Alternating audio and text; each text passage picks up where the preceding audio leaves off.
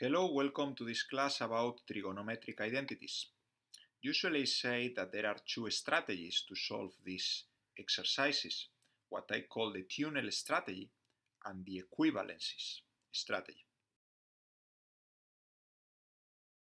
The idea with the tunnel strategy is that imagine that you want to cross a mountain and you want to build a tunnel.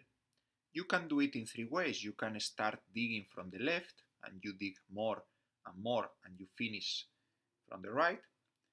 Or you can start from the right and you continue until you get to the left.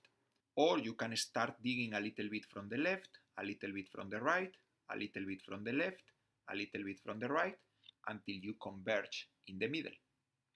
Well, if you decide to use the tunnel strategy, this last option is the one that I suggest. Let's exemplificate these ideas with one exercise. You have this equation and you want to prove that it is an identity. So let's begin digging from the left. In this case, digging means that we express its trigonometric function in terms of sine and cosine. The secant is 1 over cosine, the tangent is sine over cosine. In a similar way, tangent is sine over cosine, secant is 1 over cosine. And now, applying basic algebra, you can simplify this left side. By the way, we are envisioning that the equality is the mountain that we want to cross.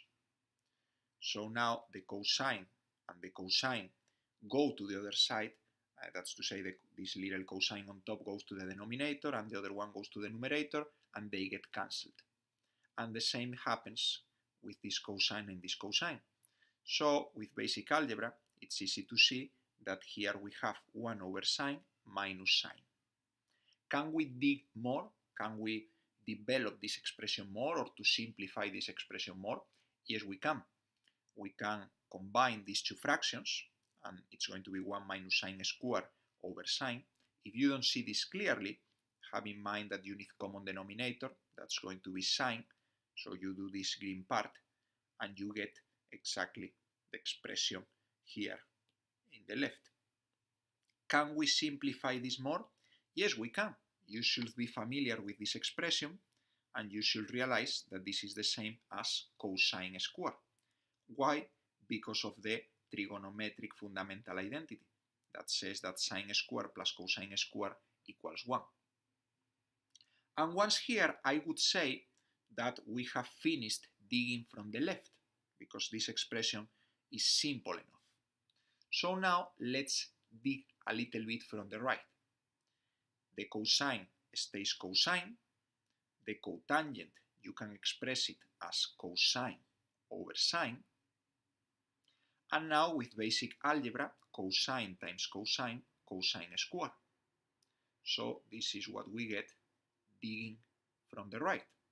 And the good thing is that now, let's say that both teams have met in the middle of the mountain. Clearly, this is the same as this. So we have finished verifying that this original equation was an identity. Here you have the path of equalities. Now let's solve the same exercise with what I call the equivalences strategy. The idea is that we are going to move from this original equation to another equivalent one. The middle step is the same. You always want to express the trigonometric functions in terms of sine and cosine. So here we have the same as we got before. We get this. And in the right, proceeding the same way, we have this, the same as we got before. What we are saying here is not that this equation is an identity. What we are saying is that this equation is equivalent to this. So both will be identities or none will be identities. Now we are going to keep moving to the following equivalent equation until getting one that is clearly an identity. That's why I call this the equivalences strategy. Here you can see that we have denominators, both are sine. How do we get rid of the denominators? Multiplying times the least common denominator. In this case, it is sine of x, So we multiply both sides of the equation times sine of x. Here we have 1 because the sine cancels the sine. Here we will have sine squared, and in the right side we will cancel the sine and we will get cosine squared. Now you can say that this is an identity, or if you want to be more explicit, you can write a new equivalent equation, 1 equals sine squared of x plus cosine squared of x, and now you write something like which is known to be an identity, because it is the trigonometric fundamental identity.